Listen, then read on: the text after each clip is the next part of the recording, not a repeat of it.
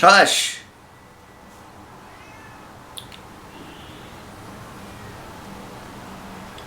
Yeah, we're very close knit. We're like best friends. The other day Eric called me and he said, let's get some lunch. And I was like, yeah, well let's invite Dan. And he was like, of course, let's invite Dan. And we called Dan and Dan said no. He said, no, I can't come. I've got things to do. And we were very upset about that. Eric teared up. He started crying and he said, I'm not even eating lunch today. And I was like, I don't blame you.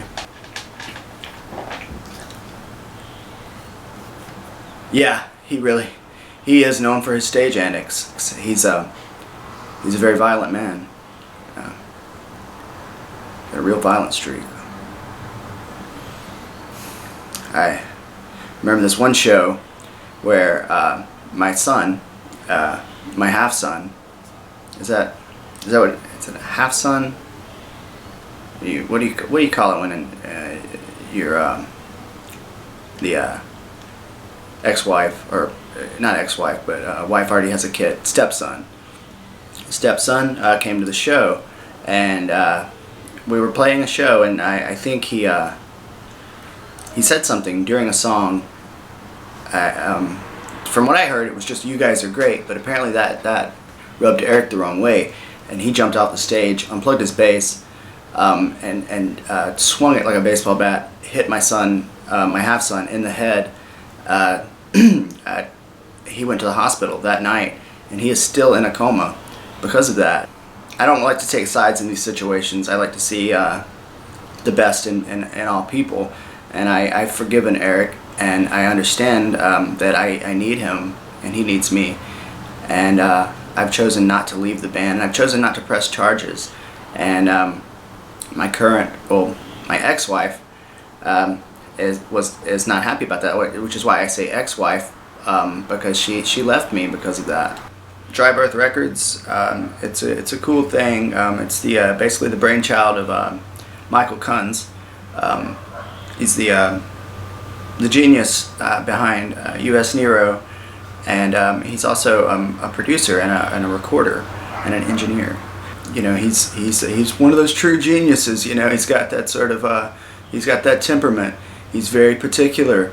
I remember we were recording our album Baptism by Blood, and and one of the songs I was like, why don't you turn the flange down a little bit?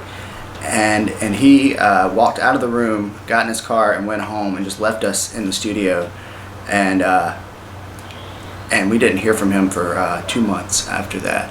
And then finally, 2 months had passed. I called him and I said, Michael, what's up? What's going on?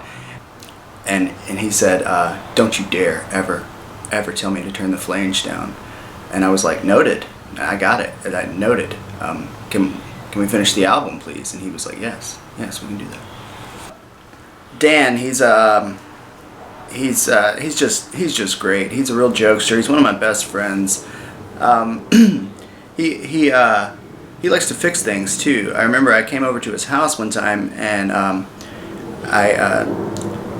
he was standing outside when I pulled up, and I got out, and he said, something doesn't sound right in your truck. It sounds like the transmission's skipping. And I was like, well, what are you gonna do? And he was like, no, I'll tell you what I'm gonna do. I'm gonna fix that. And I was like, Dan, we've got things to do. We're just gonna have dinner. We're gonna, write some songs. We're gonna drink a bottle of wine. And he said, not right now. I gotta fix this truck. And he popped the hood. He got out his tools, and he got out his wrench and his screwdriver, and he just started going at it, man. Like I walked inside one time to use the restroom, came out, and he had oil all over his face. I saw things on the driveway. I saw a broken belt on the driveway. I didn't even think I had a belt problem, but apparently he'd ripped that belt right out.